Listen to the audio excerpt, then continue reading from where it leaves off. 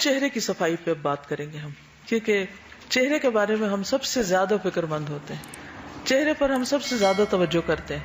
ٹھیک، چہرے کے بارے میں قرآن مجید میں آتا ہے وجوہ یومئذ مسفرہ ضاحکۃ مستبشرہ. قیامت کے دن کچھ چہرے روشن ہوں گے، ہنستے مسکراتے ہوں گے، خوش ہوں گے، اور کچھ چہرے سیاہ ہوں گے، غمزدہ ہوں گے، پریشان ہوں گے. چہرے کی خوبصورتی دن میں 5 مرتبہ وضو کرتے ہوئے اسے اچھی طرح دھونے سے خود بخود آ جاتی. قیامت کے دن نبی صلی اللہ علیہ وسلم اپنی امت کو وضو کے اعضاء کے چمکنے کی وجہ سے پہچانیں گے.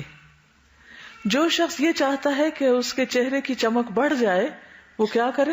اچھے طریقے سے وضو کرے، خوشی سے وضو کرے، وضو کا اہتمام کرے، وضو کو اپنے لیے بوجھ نہ سمجھے. لیکن چہرے پر کوئی ایسا کام نہیں کرنا چاہیے جو اللہ رب العزت کو ناراض کرنے والا ہو. چہرے کی جب صفائی پہ لوگ آتے ہیں تو وہ صرف دھونے کی حد تک نہیں رہتے بلکہ اس سے کہیں آگے بڑھ جاتے ہیں. بعض اوقات اس پر لگانے والی چیزوں میں اتنا اسراف کرتے ہیں کہ وہ گناہ کی حد میں چلے جاتے ہیں.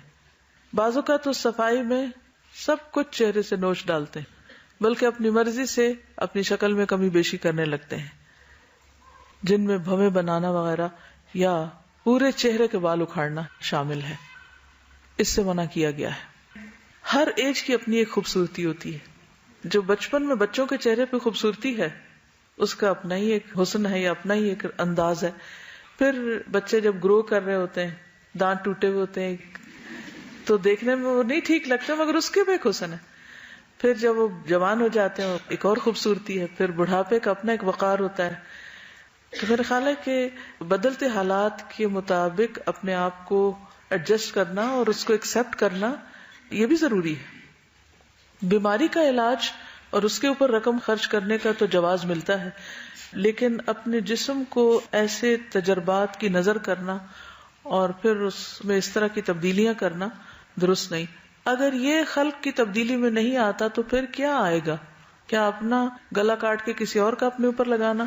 یعنی خلق کی تبدیلی جس کا قرآن میں ذکر آیا ہے وہ پھر ہے کیا اگر یہ نہیں؟ تو ایکسپینسو پروسیجرز بھی ہوتے ہیں اور یقیناً ان کے سائیڈ ایفیکٹس بھی ہوں گے، کیونکہ نیچر میں خلل جو ہے وہ انسان کو ہمیشہ کاسٹلی پڑتا ہے.